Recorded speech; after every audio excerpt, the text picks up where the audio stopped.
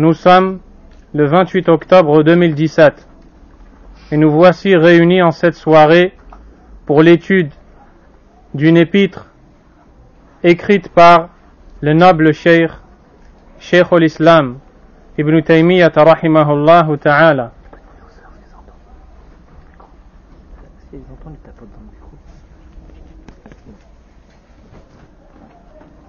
Cet écrit qui traite de la croyance islamique, de la voie de tous les prophètes, et plus particulièrement celle de notre prophète Muhammad sallallahu alayhi wa sallam.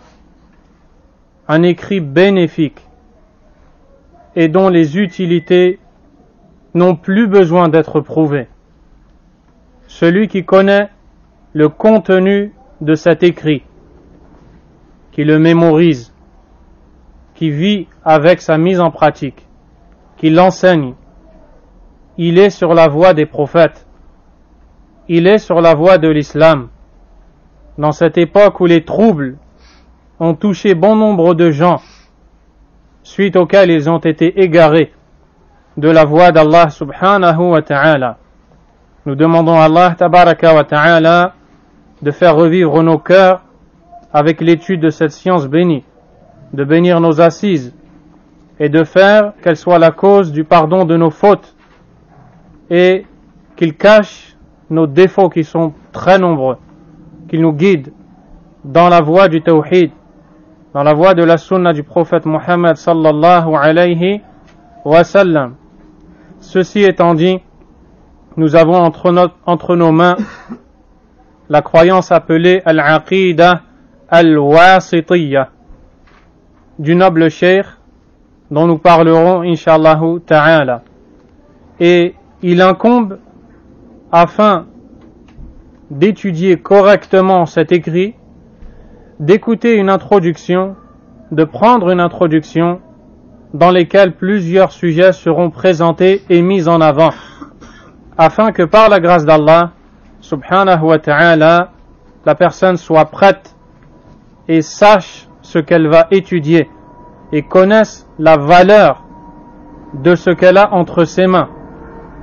Et par Allah, Wallahi alladhi la ilaha ghayra, passer des assises, des moments de ta vie à étudier cette science particulièrement fait partie des plus grands bienfaits d'Allah sur toi, comme tu vas l'entendre et comme tu vas le comprendre à travers l'étude de cet écrit.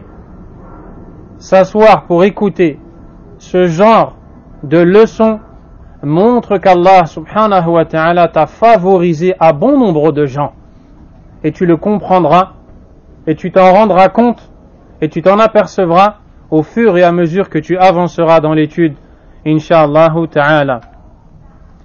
Nous allons présenter plusieurs points lors de cette introduction, insha'Allah ta'ala. Nous parlerons d'un aperçu de la vie de l'auteur et peut-être de quelques-uns de ses mérites. Nous parlerons de la cause ayant poussé cet auteur à écrire cet épître et du sens du terme al-aqidah, de son jugement et de son but, des sources desquelles nous puisons cette croyance al-aqidah. Nous verrons aussi les éloges faits par les savants de la sunna sur ce livre, tout comme nous verrons notre manière d'enseigner et d'étudier ce livre, insha'Allah ta'ala. Nous verrons aussi de façon globale et générale ce que contient ce livre comme grands axes ou comme grands sujets. Ceci étant dit, premièrement, Cheikh al-Islam Ibn Taymiyyah rahimahullah, qui est-il? Quand est-ce qu'il a vécu? Il se nomme Ahmad ibn Abdul Halim. Il se nomme Ahmad et son père se nomme Abdul Halim ibn Abdis Salam. Son grand-père se nomme Abdus Salam. On dit de lui Al-Harrani. On l'appelle Al-Harrani en référence à la ville où il naquit, dans la région de la Mésopotamie. Et la région de la Mésopotamie se situe actuellement entre l'Irak la Syrie et la Turquie. C'est dans cette région qu'est né Cheikh al-Islam Ibn Taymiyyah, rahimahullah, dans la ville de Harran. Il est né, qu'Allah lui fasse miséricorde, un lundi, le 10 du mois hégirien, Rabi' al-Awwal, de l'an 661 de l'hégire du prophète Mohammed sallallahu alayhi wa sallam, qui correspond à l'année 1263 du calendrier grégorien. Et il décéda en l'an 728 sallallahu alayhi wa sallam dans la prison de Dimashq en Syrie. Rahimahullah ta'ala. Naam. Rahimahullah et sallallahu alayhi wa sallam, c'est pour notre prophète alayhi salatu wa salam. Il décéda en l'an 1328 du calendrier grégorien. À l'âge de 7 ans, il quitta sa ville natale, la ville de Harran, en compagnie de son père, Abdul Halim, qui était un grand savant, et son grand-père aussi l'était.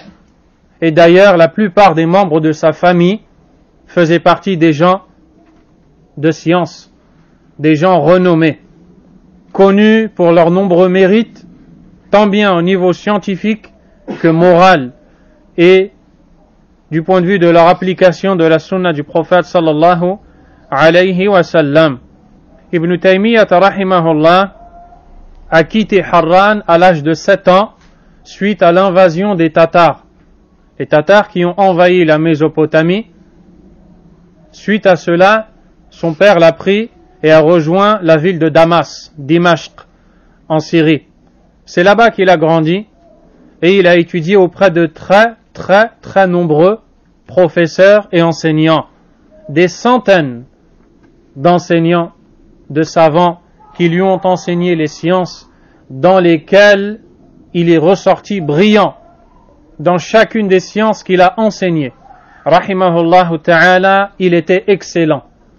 Au point où les savants disaient de lui, Ra'su ibn Taymiyyah muli'a kutuban. La tête d'Ibn Taymiyyah est remplie de livres. Ils n'ont pas dit remplie de science, comme a dit le cheikh Suleiman al-Rahayli, qu'Allah le protège. Mais ils ont dit, sa tête est remplie de livres. Car il disait que lorsqu'il lisait un livre, il n'avait plus besoin de l'ouvrir. Il le connaissait par cœur.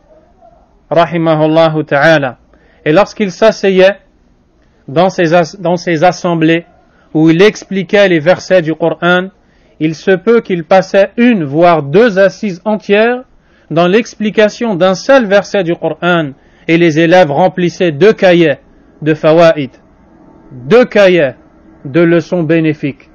Et quand il commençait ses cours, rahimahullah ta'ala, il fermait les yeux et il donnait toute la science qu'Allah azza wa jal lui a facilitée. Et après la fin de son dars, il ouvrait ses yeux et les gens venaient à lui pour lui poser des questions et lui faire part de leurs problématiques. Ainsi était le cheikh, au point où les savants disaient qu'à chaque science où l'imam Ibn Taymiyyah parlait, les gens pensaient qu'il n'avait étudié que cette science et qu'il l'avait étudiée toute sa vie, tellement il la maîtrisait. Et l'imam al-Dhahabi rahimahullah, qui est d'ailleurs son élève et qui est lui-même un imam et un célèbre historien parmi les savants de la sunna, a dit de lui qu'il n'a jamais vu quelqu'un d'aussi rapide pour savoir déduire les textes qui correspondent aux questions religieuses qui sont traitées. Dans des questions religieuses, beaucoup de textes sont dans le Coran et la Sunna.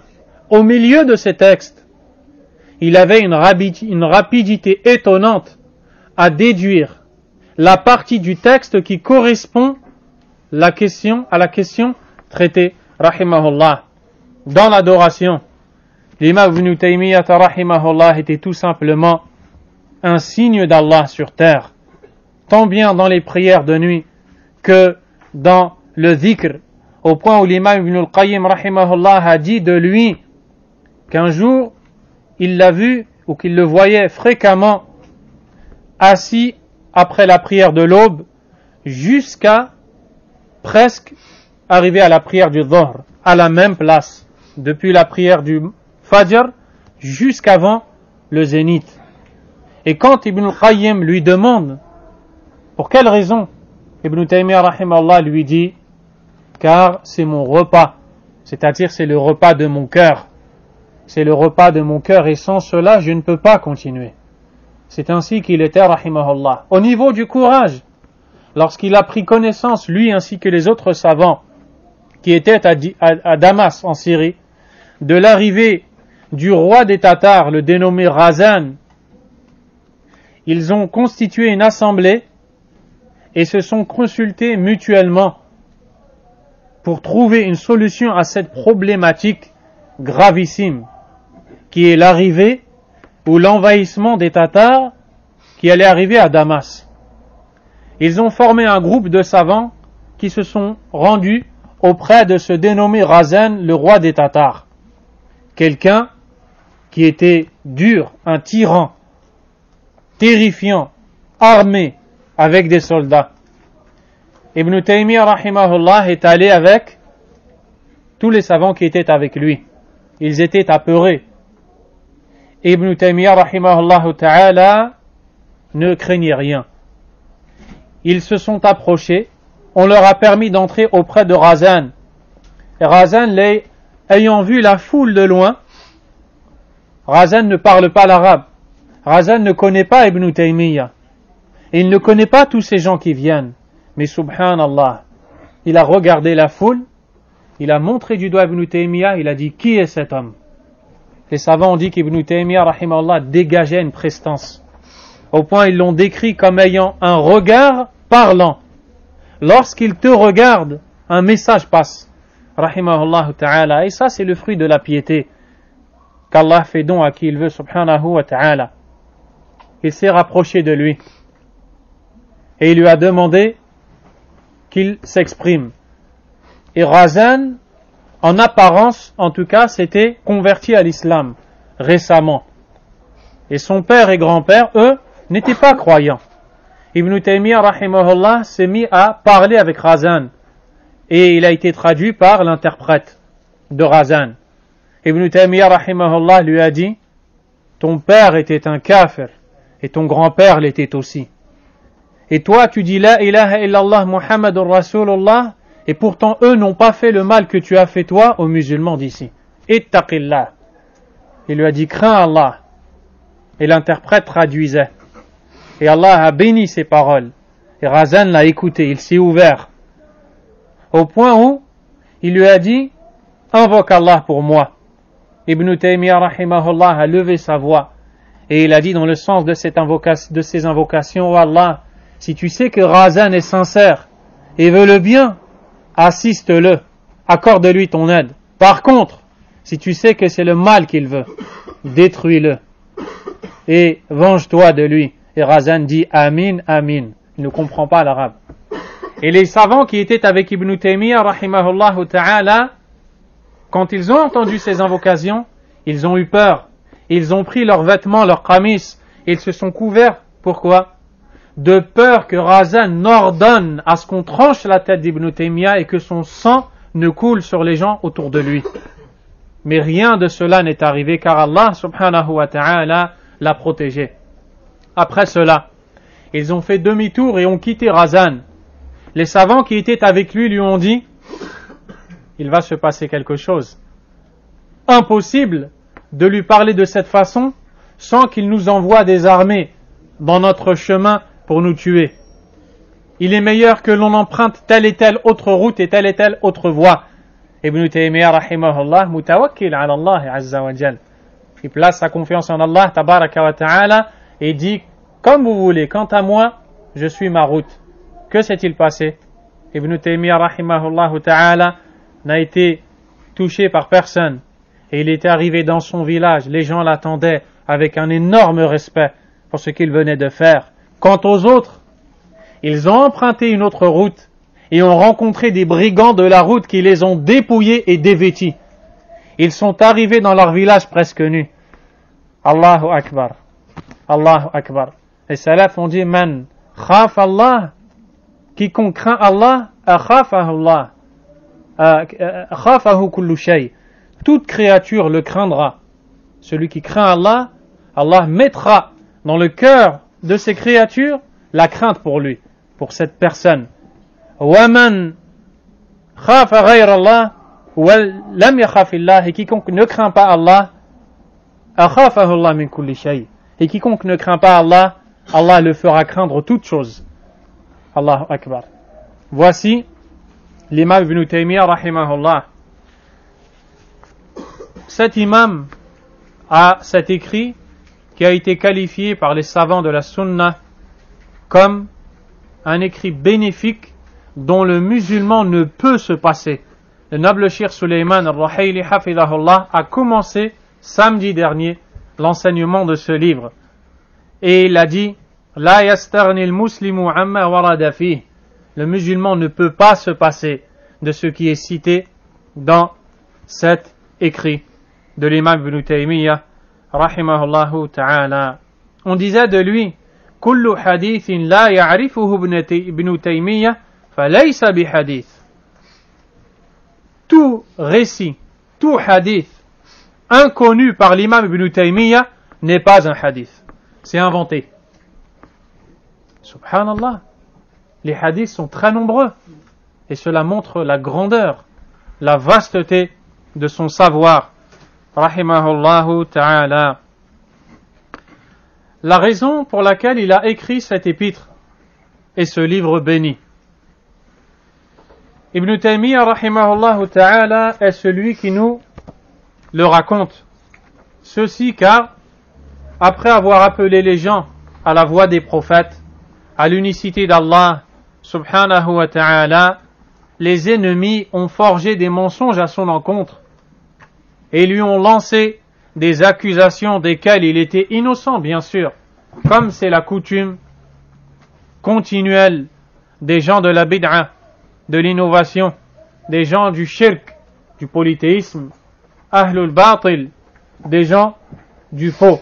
Ainsi, les gens du faux, parmi les Jahmiyyah, les Rawafid et d'autres sectes égarées, ont fait appel au gouverneur de l'époque afin d'arrêter Ibn Taymiyyah, en disant de lui qu'il induisait les gens en erreur dans le domaine de la croyance. Ils ont alors convoqué des savants, des juges, et le gouverneur a prononcé un décret, une convocation d'Ibn Taymiyyah, rahimahullah. Il a alors été convoqué et a répondu à cette convocation. Et une fois présent, ils ont dit de lui, ils lui ont dit, هذا المجلس قد عقد لك ورد مرسوم السلطان بأن أسألك عن اعتقادك وعما كتبت به إلى الديار المصرية من الكتب التي تدعو بها الناس إلى الاعتقاد. On lui a dit, cette assise a été instaurée pour toi, te concernant, par décret du gouverneur, qui m'a ordonné de t'interroger sur ta croyance, celle que tu as écrite, qui était destinée aux habitants de l'Égypte, car comme vous allez le voir, Al-Aqid al-Wasitiyya a été envoyé en Irak et en Égypte, où les gens l'ont accepté. Et il lui a dit, donc après lui avoir dit tout cela, Ibn Taymiyyah a répondu, Faqultu, j'ai dit, Amma al-i'tiqad, quant à la croyance, Fala yu'khadhu anni, wala amman huwa akbaru minni. On ne prend pas la croyance de moi, et on ne la prend pas non plus de quiconque est plus grand que moi. Bal yu'khadhu anillah, wa rasulih, wa ma ajma'a alayhi salaful ummah. Tarbiyatu ahli al-ilm, l'éducation des savants. On ne prend pas la croyance de moi, mais on prend la croyance d'Allah tabaraka wa ta'ala, de son prophète sallallahu alayhi wa sallam et du consensus des salafs, des prédécesseurs de cette communauté. فما كان في القرآن وجب اعتقاده وكذلك ما ثبت في الأحاديث الصحيحة مثل صحيح البخاري ومسلم. Ce qui est relaté dans le Coran, nous avons l'obligation d'y adhérer et d'y croire. De même, ce qui est rapporté dans la sunna authentique, comme dans les ouvrages d'Al-Bukhari et Muslim. Puis il a cité la raison pour laquelle il a écrit son livre Al-Wasitiyya et il a dit وأما الكتب فما كتبت إلى أحد كتابا ابتداء أدعو به إلى شيء من ذلك ولكني كتبت أجوبة أجبت بها عن من يسألني. Quant au livre que j'ai écrit, je n'ai jamais écrit un livre de moi-même, mais je n'ai fait que répondre à des demandes et à des questions. Ibn Taymiyyah rahimahullah n'a pas un seul écrit. Et vous savez, ou beaucoup de gens savent, qu'ils sont très nombreux, ceux qui ont été connus, et d'autres qui ne sont pas encore connus parce qu'ils sont dans des manuscrits. Et les savants ne cessent jusqu'à notre époque de les sortir de ces manuscrits et de les faire sortir en livres. Aucun de ces livres n'a été écrit par simple envie d'écrire. À chaque fois, il s'agissait d'une réponse à une question ou à une demande. Et c'est ainsi que sont les savants de la sunna. Ils ne parlent pas pour parler, par envie de parler. Ils parlent pour répondre à un besoin. Et c'est comme cela qu'on les reconnaît. Puis il a dit هذه كان سبب كتابتها أنه قدم علي من أرض واسط بعض قضاة نواحيها. La raison qui m'a poussé à écrire Al-Aqida Al-Wasitiyya, c'est la venue de certains juges de la ville irakienne appelée Wasit. Et la ville Wasit a été instaurée par le gouverneur Al-Hajjaj ibn Yusuf al-Thaqafi. C'est lui qui a bâti cette ville. Elle a été appelée Wasit du mot Wasat. Wasat qui signifie le milieu, car elle se situe au milieu de deux villes, la ville de Koufa et la ville de Basra, al-Basra en Irak, c'est-à-dire la ville du milieu. Dans cette ville, il y avait des juges qui aimaient la sunna. Et ces juges avaient vu des problèmes arriver, des égarements, des shubuhat, des ambiguïtés, des shahawat, des passions. Ils ont été voir Ibn Taymiyyah rahimahullah. Particulièrement, le cheikh se nomme Radiyuddin al-Wasiti rahimahullah. Radiyuddin al-Wasiti rahimahullah, qui était de l'école de l'imam al-Shafi'i rahimahullah dans la jurisprudence. قدم علينا حاجا وكان من أهل الخير والدين. Il était un homme de bien, un homme religieux. Il était sur la route du pèlerinage. Radiyuddin al-Wasiti, le juge de Wasit, allait au pèlerinage à la Mecque. Et en route, il a rencontré l'imam Ibn Taymiyyah rahimahullah. Il s'est arrêté, il avait l'intention de le rencontrer bien sûr. Et il s'est plaint à lui. وشكى ما الناس فيه بتلك البلاد وفي دولة التتر من غلبة الجهل والظلم ودروس الدين والعلم. Il s'est plaint auprès de lui de ce qui se passait dans l'État gouverné par les Tatars, où régnait l'ignorance, l'injustice et la disparition de la science et de la religion. Le mot durus ici n'est pas le pluriel de dars. C'est un singulier, il ressemble dans la forme au pluriel du mot dars, mais c'est un singulier et il veut dire la disparition de la science. وسألني أن أكتب له عقيدة تكون عمدة له ولأهل بيته. Il m'a demandé de lui écrire une épître traitant de la croyance islamique qui sera un pilier sur lequel il allait s'appuyer ainsi que les gens de son village. فاستعفيت من ذلك. Je lui ai demandé de me dispenser de cela.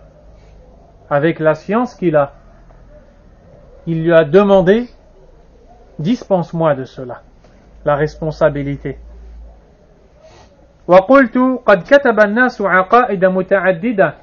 Ibn Taymiyyah continue: je lui ai dit, beaucoup de gens ont écrit des épîtres traitant de l'aqida. فخذ بعض عقائد أئمة السنة. Prends plutôt les écrits traités par les imams de la sunna. فألح في السؤال. Le juge a insisté dans sa demande.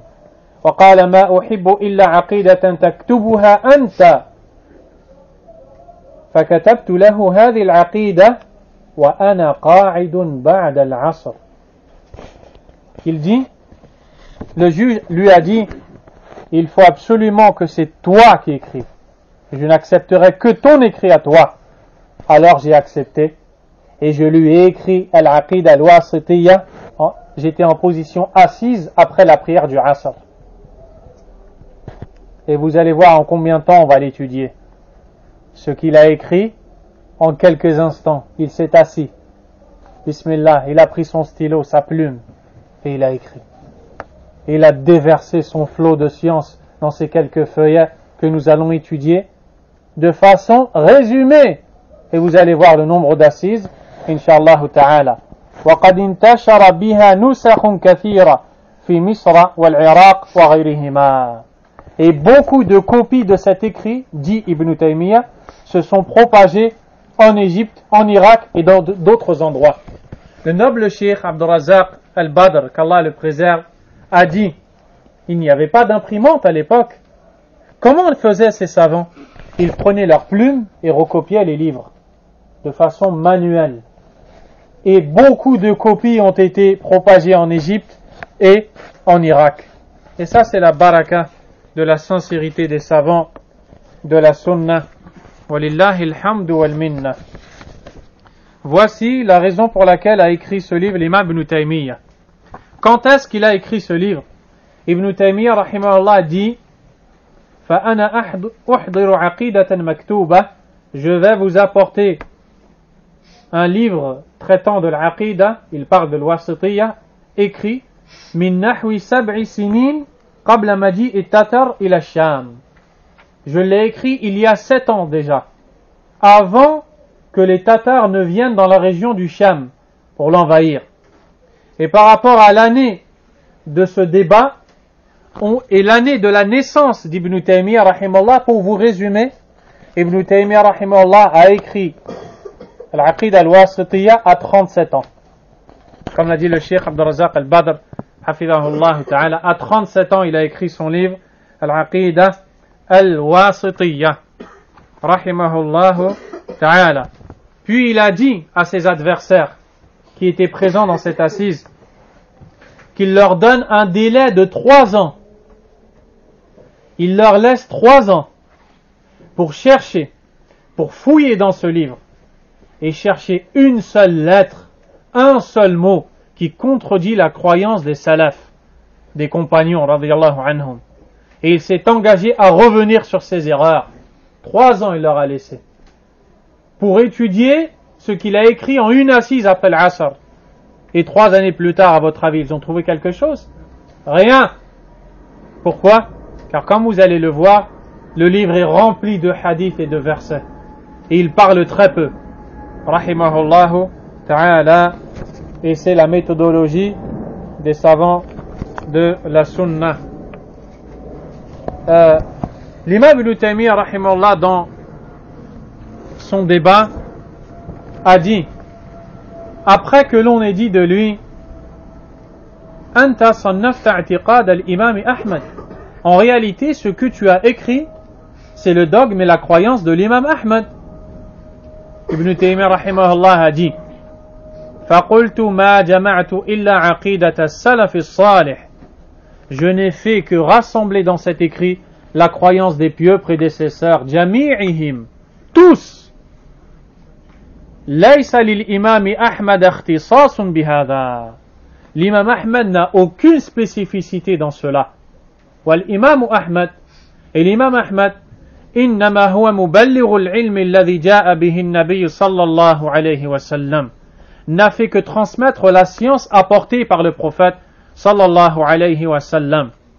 ولو قال أحمد من تلقاء نفسه ما لم يجئ به الرسول لم نقبله.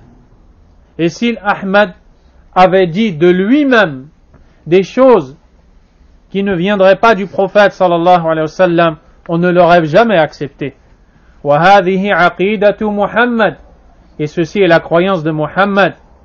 Et là il leur a donné il leur a lancé le défi de trouver en 3 ans une seule faute dans le Wasitiyya. Ils ne l'ont pas trouvé. Allahu Akbar. Rahimahullahu tabaraka wa ta'ala.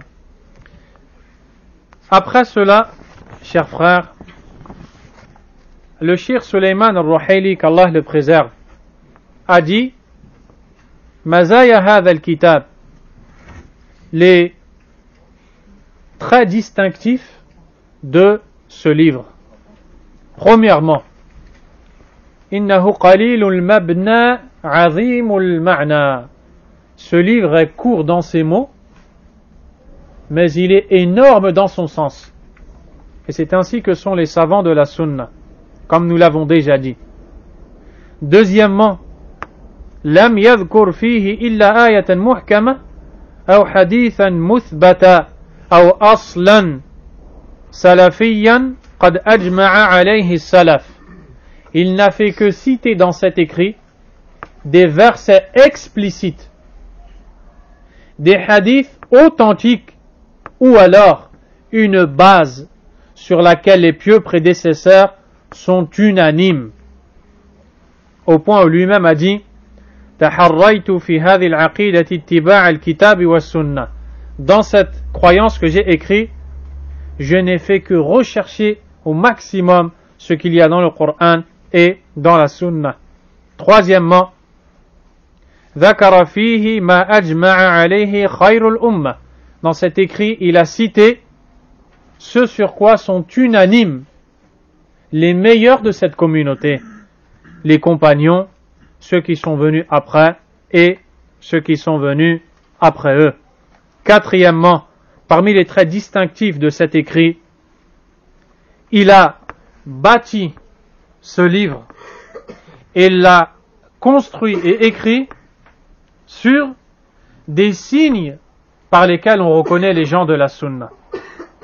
Premièrement, les gens de la sunna, dans le domaine de la croyance, ont les cœurs habités par la conviction pleine, inébranlable.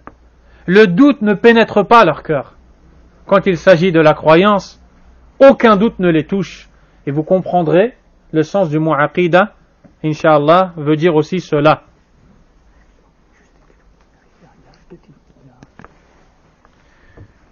Quatrièmement, cinquièmement, toujours dans le quatrième. Le premier signe des gens de la sunna, c'est la certitude. Deuxièmement, al-ijtima' wa adamul iftiraq. Ils sont unis. Les gens de la sunna sont unis sur une seule et même croyance, sur un seul et même dogme, une seule et même voie. Troisièmement, al-ittisal wa adamul inqita' min al-bi'thati ila yawmina hadha. Un des signes de la croyance des gens de la sunna, c'est que c'est une croyance qui s'apprend de façon continuelle et ininterrompue depuis les temps du prophète sallallahu alayhi wa sallam jusqu'à cette époque qui est la nôtre, sans aucune coupure. Les savants n'ont fait que de se transmettre leur savoir dans al-aqidah, et on verra ce qu'a dit l'imam, le cheikh Muhammad Aman al-Jami rahimahullah ta'ala un peu plus loin. C'est ainsi que la science s'est propagée depuis le temps du prophète alayhi salatu wassalam jusqu'à notre époque.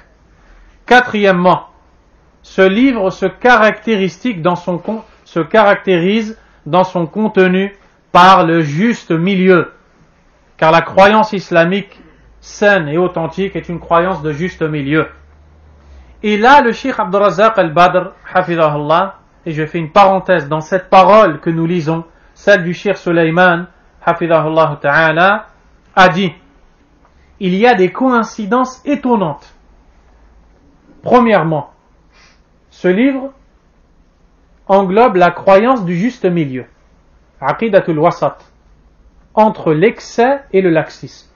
Deuxièmement, Ibn Taymiyyah rahimahullah l'a écrit en réponse à des gens qui habitent à Wasit, une ville au milieu. Troisièmement, Ibn Taymiyyah rahimahullah ta'ala l'a écrit au milieu de sa vie. À 37 ans, il est mort à 67 ans. Et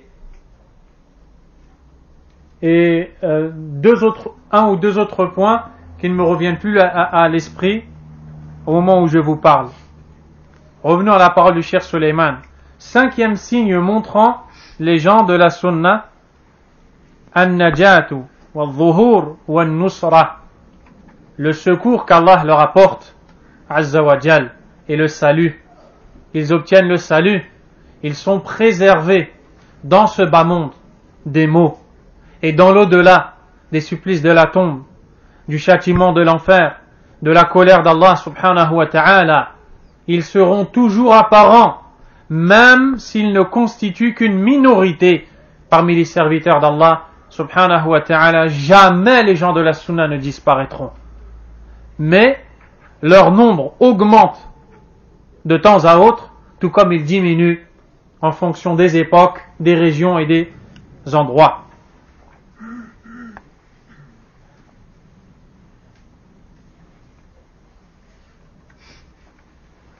Cinquième point, après avoir cité cela, parmi les traits distinctifs de ce livre.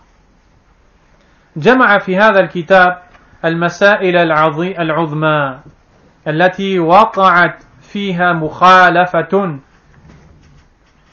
من المتأخرين. Il dit que dans cet écrit, il a rassemblé les questions dogmatiques les plus importantes, dans lesquelles ont divergé les gens de l'innovation avec les gens de la sunna. Et le sujet le plus traité, le plus largement traité, la question des noms et des attributs d'Allah subhanahu wa ta'ala. Après ce débat dont nous avons parlé, dans lequel les gens de la croyance Jahmiya, Rafida, Mu'tazila, des plus grands égarés dans la croyance ont assisté, Ibn Taymiyyah rahimahullah ta'ala a laissé personne. Au point où, comme a dit l'imam al-Zahabi rahimahullah, ثم وقع الاتفاق على أن هذا اعتقاد سلفي جيد. Après cela, ils ont été unanimes pour dire que cette croyance est une croyance puisée des pieux prédécesseurs, authentique. C'est ainsi que nous avons traité ce point. Après cela, quel est le sens du mot aqidah? On a su qui est Ibn Taymiyyah. On a su pourquoi il a écrit ce livre. Maintenant, quel est le sens de ce mot aqidah que les gens répètent souvent? Le mot aqidah a un sens linguistique et un sens voulu quand ce terme est employé dans la religion. Le sens linguistique du mot aqidah, c'est من العقد الذي هو ضد الحل. العقد الذي هو الشد بقوة والربط. Le mot aqidah vient du mot aqd.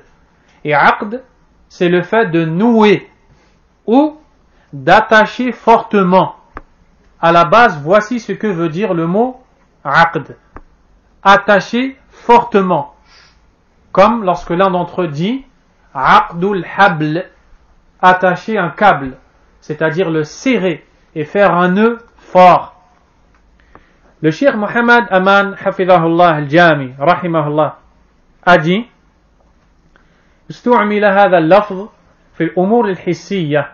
Au début, ce terme a été employé dans les choses palpables, comme lorsque l'on dit attacher une corde, attacher attacher quelque chose que l'on peut toucher. ثم استعمل في الأشياء المعنوية. Puis il a été utilisé dans des choses abstraites, comme aqd al-zawaj, aqd al-bay', le aqd du mariage, le aqd de la vente. C'est pour cela qu'en français on l'a traduit par le contrat de mariage, le contrat de vente. Mais quand on retourne aux sources de ce mot, on entend par là l'action par laquelle le couple s'est attaché. L'action par laquelle le vendeur a vendu et le client a acheté. Ils se sont mis d'accord, ils ont noué entre eux une transaction. C'est comme cela qu'a été utilisé ce mot et on le retrouve dans le Coran. Quant au sens du mot aqidah, lorsque l'on parle de la religion, toujours le Cheikh Muhammad Aman al-Jami, rahimahullah, qu'Allah Azza wa Jalla lui fasse habiter les plus hauts degrés du paradis, a dit huwa at-tasdiqul jazim alladhi la ya'tarihi shakkun. Le sens du mot aqidah dans la religion, c'est la croyance inébranlable ou alors la conviction pleine, la conviction ferme qui n'accepte aucun doute. Qui n'accepte aucun doute. En quoi? La conviction en quoi? Il nous dit fil matalibil ilahiyya wal nubuwati wal umur al ghaybiyya. Il a cité trois choses. Il a cité ce qu'il a appelé al matalibul ilahiyya. C'est tout ce qui a attrait et qui est en relation directement avec Allah subhanahu wa ta'ala. Et on va le détailler inshallah. Deuxièmement, an-nubuwat, les prophéties. Et on va en parler aussi inshallah. Et troisièmement, tout ce qui relève de l'invisible et à quoi nous devons croire de façon ferme. Voici le sens du mot aqidah dans la religion. C'est la conviction ferme, inébranlable, qui n'accepte aucun doute dans ces trois choses. La première, al-matalibul ilahiyya, ce qui a un rapport direct avec Allah subhanahu wa ta'ala.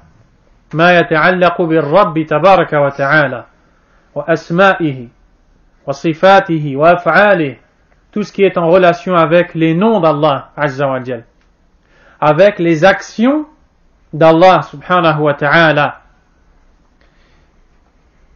Et يشمل هذا التوحيد العلمي الخبري وتوحيد القصد والعمل. Et ceci englobe,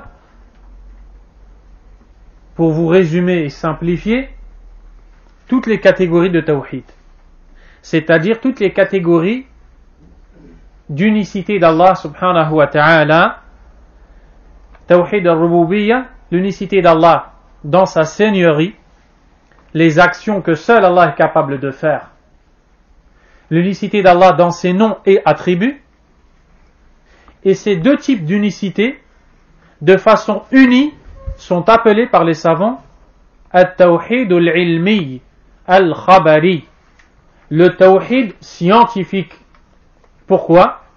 Parce que c'est une science que l'on doit avoir, de connaître l'unicité d'Allah dans ses actions, que nul ne partage avec lui, et l'unicité d'Allah dans ses noms et attributs que nul ne partage avec lui, subhanahu wa ta'ala. Tout comme il y a l'unicité d'Allah dans l'adoration que nous pratiquons. Et on appelle cela tawhid al-uluhiyya, tout comme on l'appelle tawhid al-qasdi wal-amal. L'unicité d'Allah azza wa jal dans l'adoration, ou l'unicité d'Allah dans notre but, dans notre recherche à travers nos actions. وَيَدْخُلُ فِيهِ, et entre dans ce premier point, dans ce qui a rapport avec Allah azza wa jal aussi, al-imanu bil malaika, la foi aux anges. Deuxième point dans l'aqidah, an-nubuwat, c'est-à-dire les prophéties. On entend par là al-imanu bi nubuwati al-anbiya wa tasdiquhum وَالْإِيمَانُ بِمُعْجِزَاتِهِمْ. La foi en la prophétie de tous les prophètes. Croire en eux et croire en leurs miracles, tout cela fait partie de l'aqidah. Tu dois croire à tous les prophètes, tu dois croire à toutes leurs informations et même à leurs miracles. Moussa alayhi salam a lancé le bâton et s'est transformé en serpent. Isa alayhi salam guérissait le lépreux par la permission d'Allah tabaraka wa ta'ala. Le prophète Mohammed alayhi salatu wassalam, par la permission d'Allah, a fait un signe de sa main et la lune s'est coupée en deux, et d'autres choses encore. On verra cela dans un chapitre peut-être, insha'Allah ta'ala. Troisième point, al-umur al-ghaybiyya. Les choses ayant attrait à l'invisible. Min al-ba'thi ba'd al-maut, depuis la résurrection après la mort. Wa ma yatba'u dhalik, et tout ce qui le suit, tout ce qui suit ce sujet, ila an yadkhul an-nas ihda ad-darain, jusqu'à ce que les gens entrent dans l'une des deux demeures, soit le paradis, soit l'enfer. Pour résumer, qu'est-ce que l'aqidah? L'aqidah, à la base, c'est le fait de faire un nœud. Puis on a utilisé cette notion dans la croyance pour dire que l'aqidah, c'est la conviction ferme à laquelle on a noué, on a attaché notre cœur. On n'a plus aucun doute sur cela, en trois choses. En tout ce qui a rapport avec Allah, que ce soit son unicité dans ses noms et attributs, dans ses actions, dans son droit à l'adoration, avec la foi aux anges. Aussi, la foi à tous les prophètes et en leurs miracles. Et enfin, la foi à tout ce que l'on ne voit pas, comme ce qui arrivera après la mort jusqu'à la fin, le paradis ou l'enfer. C'est ça le domaine de l'aqidah. Y avait-il chez les salafs, chez les pieux prédécesseurs, une science appelée aqidah? La réponse est non. Pour quelle raison? Parce que les compagnons du prophète sallallahu alayhi wa sallam ont tout simplement puisé directement la science de l'aqidah du Coran. Et ils avaient devant eux le prophète sallallahu alayhi wa sallam pour leur expliquer. Et les shubuhat n'existaient pas à leur époque. Les innovations et ambiguïtés dans la croyance étaient inexistantes. Les compagnons avaient une croyance ferme. Al-Jariya, la servante qui a été interrogée par le prophète sallallahu alayhi wa sallam, où est Allah? Ayn Allah? Qalat fi sama. Elle a dit, dans l'élévation, au-dessus du ciel, azza wa jal. Man ana, qui suis-je? Elle lui dit, anta rasulullah. Tu es le prophète, alayhi salatu wassalam. Le prophète sallallahu alayhi wa sallam a dit aux compagnons, a'tiqha fa innaha mu'mina. Libère-la, c'est une croyante. Jariya. Que dire alors des sahaba qui étaient avec le prophète sallallahu alayhi wa sallam? Ainsi la croyance s'est propagée. Ils comprenaient directement les versets et directement les hadiths.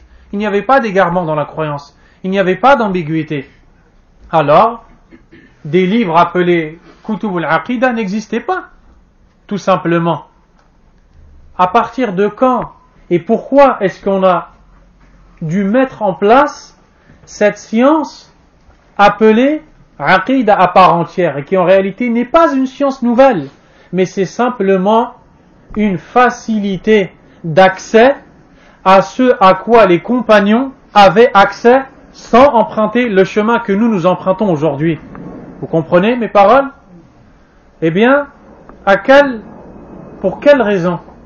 Tout simplement, lorsque les livres de philosophie grecque ont été traduits en langue arabe, puis les gens se sont intéressés à ces livres.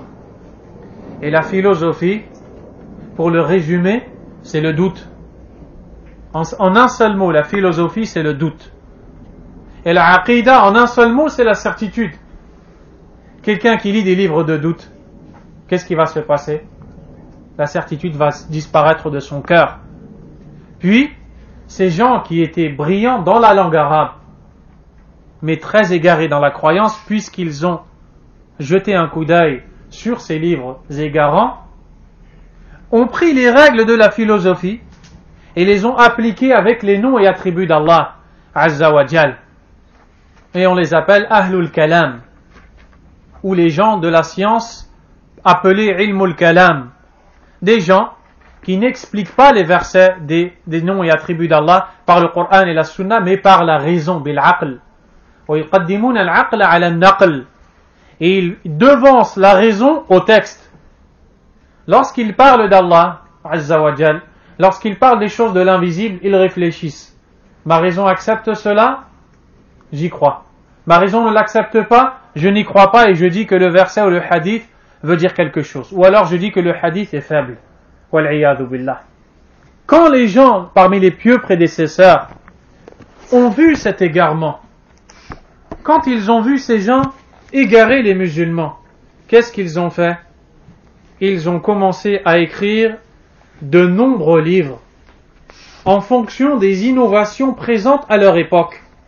Lorsque la bid'a du qadar s'est propagée, l'innovation de la croyance dans le destin s'est propagée, les savants ont écrit des livres dans le domaine du destin. Lorsque l'innovation s'est propagée dans les domaines des noms et attributs d'Allah, les savants ont écrit.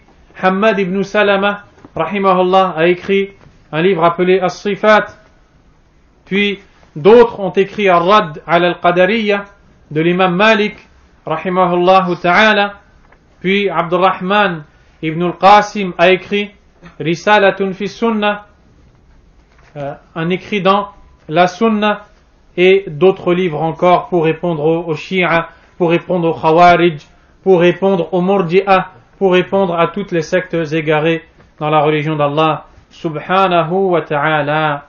Et cela a été cité dans un écrit bénéfique du noble savant, le Cheikh Abdus Salam ibn Barjas ibn Abdul Karim rahimahullah ta'ala, un savant qui est mort avant l'âge de 40 ans et qui était un signe des signes d'Allah sur terre, rahimahullah ta'ala, dans un écrit intitulé Tariq Tadwin al-Aqidati Salafiyya, l'histoire de la mise en écrit de la croyance des salafs, des pieux prédécesseurs, rahimahullah ta'ala. Alors cette science est apparue, puis elle est devenue une science à part entière, de façon indépendante. Bien sûr, elle est puisée du Coran et de la Sunna. Nous arrivons à la fin, incha'Allah ta'ala. Mal hadaf min dirasati al-aqida. Pour quelle raison doit-on étudier al-aqida? Quel est le but? Pour quelle raison on apprend l'aqida? Wa tawhid. Et le tawhid, la raison, c'est quelque chose d'immense. Et ne l'oubliez pas. Et faites-le entrer dans vos cœurs. Le Cheikh Mohammed Aman al-Jami, rahimahullah ta'ala, al-hadaf, ma'rifatul abdi rabbah. C'est pour que le serviteur connaisse son Seigneur, wa khaliqah, wa waliya ni'matih, son créateur et le détenteur de ses bienfaits. Tu as quel âge? Mais remets-toi en question. Depuis quand est-ce que tu vis? Comment est-ce que tu as pu vivre jusqu'à cette époque? Tu as mangé les bienfaits d'Allah subhanahu wa ta'ala. Tu as bu ce qu'Allah t'a donné. Tu as joui de la santé par laquelle Allah t'a comblé. Tu as profité de cette vie par laquelle Allah t'a favorisé, pendant qu'il a donné des handicaps à d'autres, la pauvreté à certains, la maladie à d'autres. C'est donc ton créateur, c'est ton bienfaiteur. Tu dois le connaître. Comment peux-tu quitter ce bas monde sans connaître Allah Azza wa Jal? Tu dois souffrir. Ton cœur doit brûler à l'idée de ne pas connaître Allah tabaraka wa ta'ala. Les gens qui ne connaissent pas quelqu'un de renommé, de connu, sont tristes. Ils aimeraient être proches de lui. Ils aimeraient le connaître. Que dire alors de notre Créateur tabaraka wa ta'ala? Un des pieux prédécesseurs a dit Masakinu ahlu hadhihi dunya. Pauvres sont les gens attachés à cette vie d'ici-bas. Kharaju minha. Ils sont sortis de ce monde. وَلَمْ يَذُوقُوا أَطْيَبَ مَا فِيهَا. Et ils n'ont pas goûté à la chose la plus bonne qui s'y trouvait. Un des salafs qui était là a dit وَمَا أَطْيَبُ مَا فِيهَا. Et quelle est la meilleure chose de ce bas monde? Pensez qu'il a dit l'argent? Pensez qu'il a dit la longue vie? Vous pensez qu'il a dit les femmes ou alors d'autres choses? Il a dit ma'rifatullah, la connaissance d'Allah, wa mahabbatuh, l'amour d'Allah, wal unsu bi qurbih, de se sentir proche de lui dans ton cœur, que tu te sentes proche d'Allah, tu sens que tu es libre, tu sens que la dunya ne t'a pas eu, tu sens que les fitan, les troubles ne t'ont pas eu, tu sens que les shubuhat ne t'ont pas touché, tu sens que les shahawat n'ont pas rendu ton cœur malade, parce que tu connais Allah subhanahu wa ta'ala. Quand tu te lèves le matin, tu es libre, tu es riche. Quand tu te couches le soir, tu es libre, tu es riche. Allahu Akbar. Puis il dit wa shawqu ila liqa'i, et l'envie ardente de le rencontrer. C'est ça la richesse dans cette dunya. C'est pour ça qu'il disait law alima al-muluk wa abna'u al-muluk ma fi qulubina laqataluna bis-sayfi alayh. Si les rois et les enfants des rois, c'est-à-dire ceux qui recherchent toujours à augmenter, savaient ce qu'il y a dans nos cœurs, ils nous auraient combattus pour nous le prendre. C'est quoi? Al-Aqidah. C'est la croyance. Voici le but pour lequel on apprend l'Aqidah. On apprend l'Aqidah pour connaître Allah. Et à Aqi, et un musulman, si tu ne connais pas Allah, tu es perdu. Si tu ne connais pas Allah, comment tu vas te rapprocher de lui? Comment vas-tu faire ce qui lui plaît? Comment vas-tu délaisser ce qui lui déplaît? Comment vas-tu nettoyer ton cœur de la souillure du shirk, tes membres de la souillure de la bid'a, si tu ne connais pas Allah avec science? Si tu n'es pas capable de dire قال الله ومعناه كذا, قال الرسول صلى الله عليه وسلم ومعناه كذا, قال السلف ومعناه كذا. Allah a dit, le prophète alayhi salatu wassalam a dit, les pieux prédécesseurs ont dit, et voici le sens de ces paroles. Wallah, tu es libre sur terre. Wallah, tu es riche et les gens sont pauvres devant toi. Et ça, c'est un bienfait d'Allah. Yu'tihi man yasha, wallahu dhul fadl al-azim. Il en fait don à qui il veut, et Allah est détenteur de la grande grâce. Comment connaître Allah? Est-ce que l'on voit Allah subhanahu wa ta'ala? La réponse est non. On ne peut pas voir Allah. Est-ce qu'on ne peut pas voir Allah parce que c'est impossible? Si, c'est possible. Parce que rien n'est impossible chez le Tout-Puissant subhanahu wa ta'ala. Mais notre cheikh Muhammad Aman rahimahullah a dit, Allah tabaraka wa ta'ala n'a pas donné à l'homme la force nécessaire à supporter la vision d'Allah subhanahu wa ta'ala. On ne peut pas voir Allah dans ce bas monde. Nous sommes trop faibles. Pour cette raison, dans le Coran, Allah Azza wa Jal nous dit que quand Moussa a dit Rabbi, arini anzur ilayk, ô Seigneur, montre-toi à moi que je puisse te voir. Qala lan tarani. Allah Azza wa Jal lui a dit, tu ne pourras pas me voir. Walakin anzur ila jabal. Mais regarde la montagne. Fa in istaqarra makanahu fasawfa tarani. Et si elle reste en place, alors tu pourras me voir. C'est-à-dire, fa idha lam yatadakdak al-jabal. Si la montagne ne s'ébranle pas, ne disparaît pas, tu verras Allah. Moussa alayhi salam a regardé la montagne. Allah Azza wa Jal tajalla, s'est montré subhanahu wa ta'ala. Et la montagne, elle est partie en miettes. La montagne ne peut pas supporter son créateur subhanahu wa ta'ala. Et Moussa est tombé foudroyé. Comme Allah Azza wa Jalla a dit, wa kharra Moussa sa'iqa. Moussa est tombé foudroyé. Il ne peut pas, et on ne peut pas voir Allah. Alors, Allah nous a fait miséricorde. Il nous a donné des choses qui nous permettent de le connaître, malgré le fait qu'on ne peut le voir. Subhanahu wa ta'ala, afin qu'on puisse le voir yawm al-qiyamah. Allah muwaffiqna li ru'yatik. Ya dhal jalali wal ikram. Yawma nalqak warda anna. Allah nous facilite de le voir. Ainsi, Allah tabaraka wa ta'ala nous donne deux choses par lesquelles on peut le connaître. La première, ayatullah al-kawniyya, les signes d'Allah dans l'existence, les signes d'Allah tabaraka wa ta'ala dans la nature. Subhanallah, wujuduka yadullu ala wujudillah, ton existence prouve l'existence d'Allah subhanahu wa ta'ala.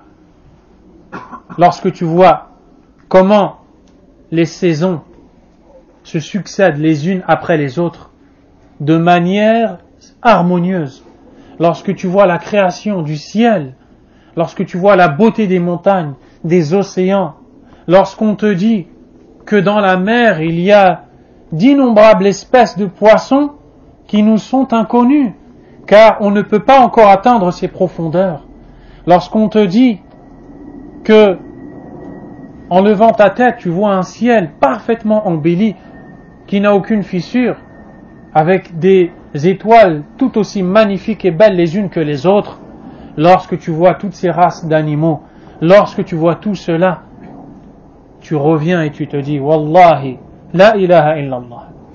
Nulle divinité ne mérite l'adoration excepté Allah, seul et sans associé, subhanahu wa ta'ala, illa man kana fi qalbihi at-tab', sauf celui qui a dans le cœur un cadenas, celui dont le cœur est fermé, il ne voit pas cette réalité. Pour cette raison, lorsqu'on a demandé à un bédouin chez les pieux prédécesseurs, comment fais-tu pour croire en l'existence d'Allah? Il a dit, al-ba'ra tadullu ala al-ba'ir. La crotte montre que le chameau est passé par là, montre que le chameau a accompli ses besoins. Je regarde ces montagnes, ce ciel, cette terre, je ne vais pas croire en son créateur, subhanahu wa ta'ala. Donc, ça c'est un premier point.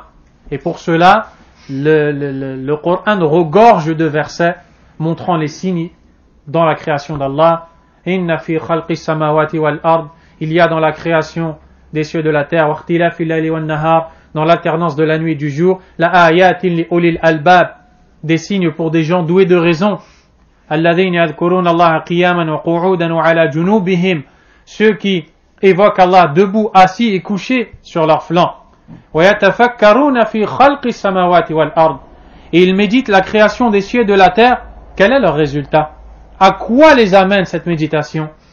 Ils disent Rabbana ma khalaqta hadha batila subhanaka faqina adhaban nar. Ô notre Seigneur, tu n'as pas créé cela inutilement. Exempté sois-tu de toute défaillance. Tu es parfait, tu es sublime. Protège-nous donc du feu de l'enfer. Alors que ceux qui n'ont pas la croyance, qu'est-ce qu'ils ont dit? Allah Azza wa Jalla a dit, le premier verset dans Ali Imran, le deuxième que je vais citer dans Surat Sad. Allah Azza wa Jalla a dit وَمَا خَلَقَنَا السَّمَاءَ وَالْأَرْضَ وَمَا بَيْنَهُمَا بَاطِلًا. Et nous n'avons pas créé les cieux et la terre et ce qu'il y a entre eux, entre les deux, inutilement. ذَلِكَ ظَنُّ الَّذِينَ كَفَرُوا. Ainsi est la pensée de ceux qui ont mécru. فَوَيْلٌ لِلَّذِينَ كَفَرُوا مِنَ النَّارِ. Malheur donc à ceux qui ont mécru pour le feu qui les attend. Eux n'ont pas su tirer profit des signes d'Allah dans la création. La deuxième manière de connaître Allah Azza wa Jal, Kitabullah wa sunnatu rasulih wa ijma'u salafil ummah, le livre d'Allah Azza wa Jal, la sunna du prophète sallallahu alayhi wa sallam et le consensus des pieux prédécesseurs. C'est ainsi que l'on connaît Allah et c'est ce qui est contenu dans cet écrit, dans cet épître, Al-Aqidatul Wasitiyya, la croyance Al-Wasitiyya, qui nous apprend à connaître Allah subhanahu wa ta'ala. Et il y a donc ici, où nous allons montrer aussi, nous avons plutôt déjà montré, la réponse aux langues malsaines qui viennent des cœurs mauvais, qui ont tout fait pour contrer la croyance du tawhid en disant c'est Jama'atu Ibn Taymiyyah, c'est le groupe de Taymiyyah, ce genre de personnes, ou alors Al-Wahhabiyya, ou alors Al-Jamiyya à notre époque, قبح الله لسان أهل الشر, qu'Allah enlaidisse la langue des gens du faux et du mal. Et c'est ainsi qu'ils ont menti sur les savants de la sunna. Mais en réalité, vous allez voir dans l'aqid al-wasitiyya que celui qui l'étudie honnêtement va sortir avec la même conclusion avec laquelle sont sortis ces gens quand a dit l'imam al-Dhahabi après le grand débat d'Ibn Taymiyyah, فواقع الاتفاق على أن هذا اعتقاد سلفي جيد. Le consensus a été affirmé pour montrer que c'est une croyance des pieux prédécesseurs qui est bonne et authentique. Les savants de la sunna ont fait les éloges de ce livre et nous sommes à la fin. Un peu de patience incha'Allah et nous arrivons à la fin. L'imam Ibn Rajab al-Hanbali rahimahullahu ta'ala, un des élèves de l'imam Ibn Taymiyyah et de l'imam Ibn al-Qayyim rahimahullah, est connu pour ses écrits très nombreux et bénéfiques. L'imam Ibn Rajab rahimahullahu ta'ala a dit جمعت على اختصارها ووضوحها جميع ما يجب اعتقاده من أصول الإيمان وعقائده الصحيحة. العقيدة الواسطية est un livre qui a réuni en lui, malgré le fait qu'il est concis et résumé, la clarté dans les paroles et tout ce en quoi nous devons croire de façon obligatoire, les fondements de la foi. Le cheikh Mohammed Khalil Harras, qu'Allah Azza wa Jal lui fasse miséricorde, décédé en l'an 1395, qui a commenté Al-Aqidatul Wasitiyya et qui à l'époque était un ennemi de la croyance des pieux prédécesseurs. Et il avait la croyance ash'arite. Et il a étudié toute sa vie dans la philosophie. Il était spécialiste. Et arrivé au niveau du doctorat, il devait préparer une thèse de doctorat contre Ibn Taymiyyah rahimahullah et prouver qu'il est dans l'égarement.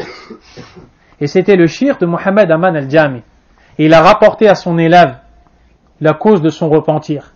Il dit, j'ai pris la plupart des livres présents dans la ville du Caire en Égypte, et pendant 3 mois, je n'ai lu que les livres de l'imam Ibn Taymiyyah rahimahullah.